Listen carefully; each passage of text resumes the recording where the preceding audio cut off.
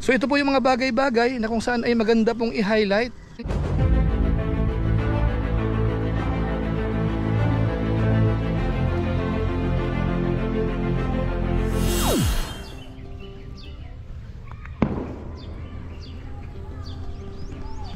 Ayun, shoutout guys. Muli, welcome to my YouTube channel. Ito po si Kuya Julay, ang inyong katugang, ang inyong kalingap, na muling bumabati po muna sa inyo ng magandang araw, magandang gabi, saang sulok man po tayo ng mundo naroon. At sa araw na ito, meron po tayong panibagong vlog. Habang naglalakad-lakad po tayo dito po sa taniman natin ng talong. So ayan po, nakita natin medyo buhay pa naman po sila.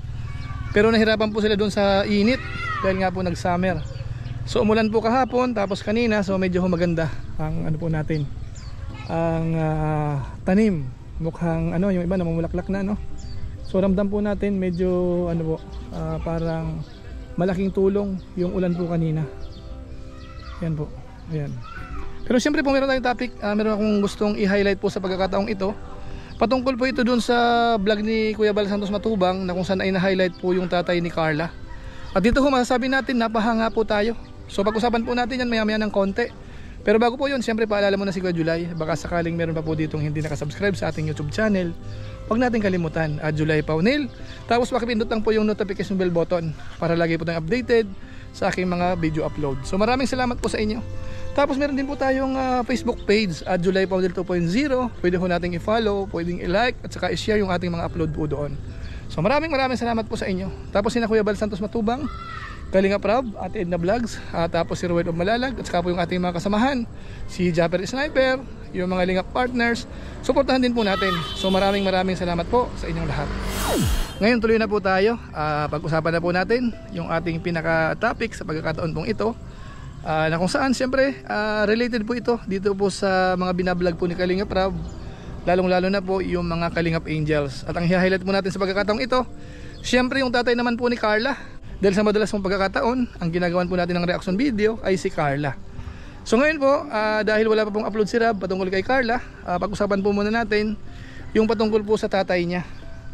Dahil napansin po natin dito mga kababayan natin, kahit na alam natin na marami na po talagang tumutulong sa kanila, maraming sponsors, yung kanilang pabahay, tapos yung binibigay ni na Kalingap Rab, talagang masasabi nating saganang-sagana. Pero ang napansin po natin dito, yung tatay po ni Carla, talagang nagsisikap maghanap buhay. So ito po yung mga bagay-bagay na kung saan ay maganda pong i-highlight. Hindi ibig sabihin kapag may sponsor na, maraming tumutulong, kumbaga parang pabanjing-banjing po tayo. So dito po sa tatay ni Carla, mas maganda po ipakita natin yung ginagawa. Ito po yun. Saan ito gagamitin? Kitang yan. Kitang po. Saan gagamitin yan? Dagat? Sa dagat po. Okay. Kailan ka kuya malaot? Ha? Kailan ka malaot? Matiyam po. Ha? Matiyam po. Mamaya? Oo, mamaya. Gabi. Mamayang gabi? Tapos, kuya ano nahuhuli dyan? Abo po. Kiskisan. Abo, kiskisan. Mga ilang kilo nahuhuli mo pagka Dalawa. Dalawang kilo. Isa lang na. Bilaso po. Isang piraso 2 kilo na. Oo. Tapos ilan yung nahuli mo? Mga 15 kilos. Aba, marami Marami po. Ikaw lang mag-isa sa bangka. May kasama ka? Kasama po si anak ko. Bali dalawa kayo. Ayun. So yan pala ang ginagawa rito. Mayroon yan kuya pain, may lagi kang dyan? Oo, pusit. May pusit po. Ang daming pusit yan. Marami po. Sa isang ganito, ilang pusit, yan, isang buong pasit? O kalahati lang? Hiwa-hiwaon po. Hiwa-hiwain. So ganyan pala yan paggawa nung Ang dami, ilang piraso kuya yan? Ini, 1,000 po. 1,000 yan. Oo. Grabe. Tapos, ilan yung nahuli dyan sa isang bagsakan? Marami po yan. Isda. Tapan-tapan po yan. Maraming isda talaga yan.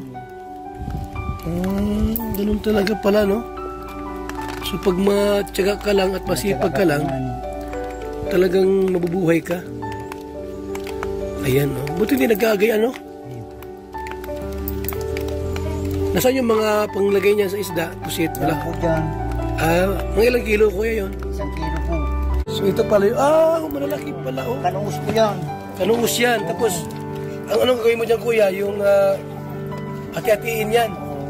Iwa-iwaon po. Hiwa-hiwaon. Sariwang-sariwa, ano? Nariwa po yung unya. Hali po, wala po sinipaan. Magkano kilo yan sinipaan? 300 po ba? 1 kilo, 300? Oo. Mahal din pala, no? Mahal po ba? Tapos, magasolina ka pa sa bangka. Gasolina po. Jumcar na bangka. Dalawa kayo maglaot niyan mamaya. Inianak ko po Saan nakalagay yung bangka kuya? Sa baba? sa pangpang po. Tapos kuya, yung nahuli nyo, minsan binibenta nyo rin. Oo, natinda po ako dyan. Ha? Oo. Sariwang siriwa yun. Natinda po ako dyan. Ano lang, dyan lang po sa baybahay. Hindi ka naman lugi pagka naglaot ka. Usually magkano ang kita mo pagkagayaan? Na 1,000 man mahigit? Sumbrot mo 1,000. Ganda no? Talagang tiyaga nga lang, ano? So ayun po mga kababayan natin, nakita po natin yung tatay po ni Carla. Talagang mahirap po yung hanap buhay, yung kitang po yung yung ginagamit. Yan po yung parang bingwit po yan na maramihan. So nilalatag po yan sa sa dagat. Yung iba yata sa ilog, hindi ko alam kung pwede po yan sa ilog na medyo may malalim, pero kadalasan po yan sa dagat po ginagamit. Tapos mga after 1 hour, 2 hours, babalikan po yan kasi lahat po ng bingwit na yun ay parang pain po yan. So ang tawag po nila dyan, kitang, mga kabayan natin. So dito po napansin natin, hindi ganun kadali yung ganung trabaho. Pero yung tatay po ni Carla, parang okay lang sa kanya. Kung saan masasabi natin, talagang the best yan. Bukod sa nagpapatunay po na hindi sila umaasa sa mga sponsor, may exercise din po siya. Medyo kasi mahirap sa panahon ngayon. Kapag po medyo hindi tayo naggagalaw, lalaki yung tiyan po natin, mamaya may stroke pa po tayo. Kaya dito po sa tatay ni Carla, kung ako tatanungin, mas maganda po yun. Bagamat po siyempre, noong mga nakaraang vlog po, parang nababanggit po nung nanay po ni Carla na medyo PWD yung tatay niya. Pero sa tingin ko po mukhang okay naman po. Sa tingin natin, normal naman po yung tatay po ni Carla. Sa obserbasyon ko po. Ito nga po, napakasipag. Tapos masayahin po siya. Kung hindi po maaalala, botong-boto po kay Jomar yan. Sa marami pong pagkakataon, napansin po natin, botong-boto po siya kay Jomar. Ilang beses po yan na nabanggit Kaya tuwang-tuwa po yan, kahit po nung ribbon cutting, kung yung maalala, sumayaw pa nga po siya. Tuwang-tuwa po yun, yung tatay ni Carla. So yun po ang ating yun po ang magandang naobserbahan po natin dito po sa isa sa binablog po ni Kalingap Rob. Kalingap Angels na sumikat po talaga, maraming sumuporta. Yung tatay niya siya, hindi nagpapabaya. Talaga nagsisikap na maghanap buhay. So maganda po yan. Hindi naman natin sinasabi na lahat dapat maghanap buhay. Kasi siyempre po, kanya-kanyang po yan na sitwasyon. May mga tinulungan siguro na hindi na rin po pwedeng magtrabaho, matanda na. So wala naman pong problema yon. Mga kabayan natin. So sana wag namang masamain nung ilan po sa makakapanood. So yan lang po muna siguro ang ating reaction video sa pagkakataong ito. Hina-highlight po natin yung yung isa sa magandang ginagawa po ng isa sa mga natulungan ng Team Kalingap. At gaya po ng sinabi natin, maganda po talaga nagagalaw-galaw. Kamukha natin, nagbablog tayo ngayon. Ako po yung naglalakad-lakad, titingnan ko po yung sili. Kasi medyo may mga bunga pa rin sa natira, pero ramdam ko nahirapan din po sa init. So hindi ko po alam kung ito po ibibigay din. Itong isa na to, nakita natin maraming bunga. So mukhang tatagal pa yan. Pero yung iba po, medyo may mga nangitim na. So tingnan po natin kapag po hindi na nabuhay yan, tanim ulit tayo. Tapos dito naman po sa kabila natin o sa kanan ko, ito ho yung yung kalabasa, patola. So pinapagapang po natin yan. So nahirapan din po yan sa init. Pero mukhang okay lang naman yung iba, patola. Yung sigarilyas, medyo hindi masyadong may gumagapang na konti.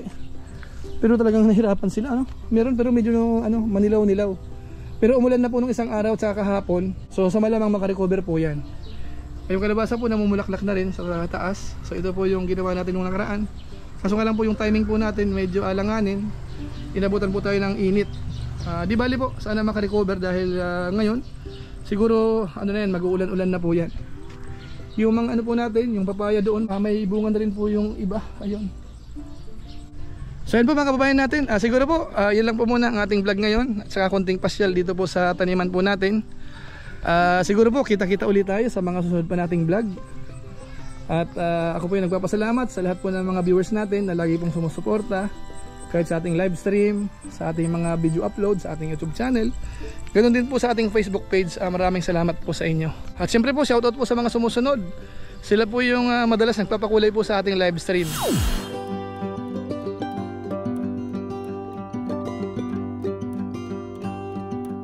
Tapos maraming salamat din po sa aking makasaman sa Koos, Kalingap OFW Organic Sponsors, sa inyo pong patuloy na pagsuporta po sa mga babahay program ni na Kuya Bal Santos Matubang at saka po ni Kalingap Rob. Maraming salamat po sa inyo. At siyempre po, gaya ng binanggit ko kanina, salamat ng marami sa mga hindi po nag-i-skip ng ads, nag-share ng ating mga videos. Gaya nito, kung inyo pong nagustuhan, pwede po nating i-share. So maraming salamat po sa lahat po ng ating mga viewers. So muli, ito po si Kuya Julay, ang inyong katugang, ang inyong kalingap, na pansamantalang nagpapaalam po muna. Kita-kita ulit tayo sa mga susunod ko pang vlog. Maraming salamat sa inyong walang sawa pagsuporta po sa ating YouTube channel. Pagpalain nawa kayo ng Diyos, mabuhay tayong lahat. God bless. Bye-bye.